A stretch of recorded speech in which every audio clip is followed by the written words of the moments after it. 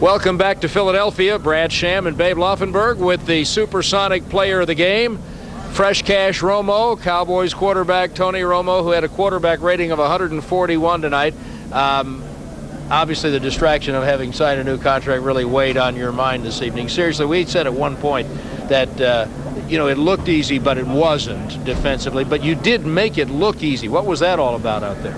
You're just trying to execute on each play, and I think I'm doing a better job of just saying, forget about the situation and the scenarios in the game, and just, hey, whatever this play, whatever they're giving you, just go ahead and take that, and you worry about the other stuff later. But sometimes it's easy when you get up 21-7 or something to say, all right, I don't want to make a mistake, or I don't want to do these things. So you're just not really looking at everything that could be given to you. And tonight I just tried to say, you know what, I'm going to come out here and just go through the reads and go through the execution of the play and just work through it.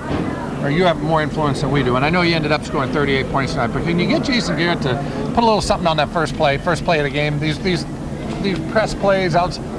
That's not the way you become an offensive genius. What did we do? We ran the ball? You ran the ball. You guys were running the ball first play. I'm trying to get him to go 2 minutes to start the game. I'm like, God, let's put a little pressure on these guys. I do want to go right before the first half, okay? It's 14-7. You're moving in for a score. You throw the interception. Yep. But then Ken Hamlin gets the football right back for you. Did you see it, or were you on the side and somebody said, hey, we got it? Or how'd that? No, I saw it. I was looking at the play, and I saw it develop, too, because versus that coverage, there's a weak spot there, but Ken read it perfectly the same as the quarterback did. And so he kind of got there, just a little bit of a beat on it, and I think that was big.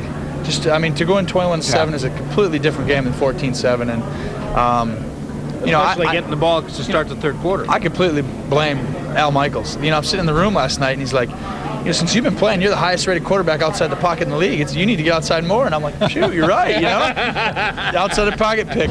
I'm done. As Brad said, completely jinxed me.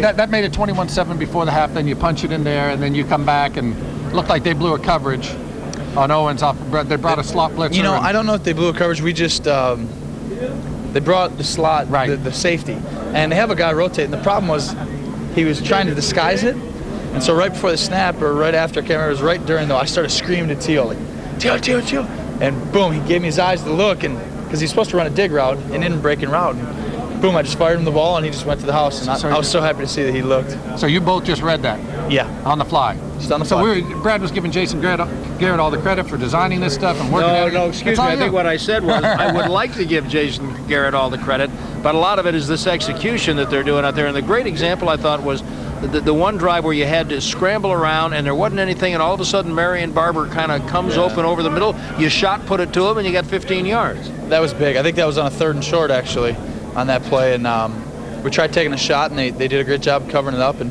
the best thing about Marion is he has a sense or feel of, hey, should I keep blocking or should I move out? And I kind of yelled to him a little bit, and he was doing it already, and it was perfect. And him and Julius had a great game tonight, I think. You get these wins, Tony, and obviously they're big. And as I always say, you just stack them up like firewood. Yep. You get to the end of the year, you add them up. But all the teams in the NFC who are in this thing for home field and anything else you want to talk about are still on your schedule. Detroit wins today. Green Bay goes to 7-1. They win. And you're going to get all these teams. You got, obviously, New York next week. So you savor this one, but you also know it's not going to get easier next week at New York and the week after that.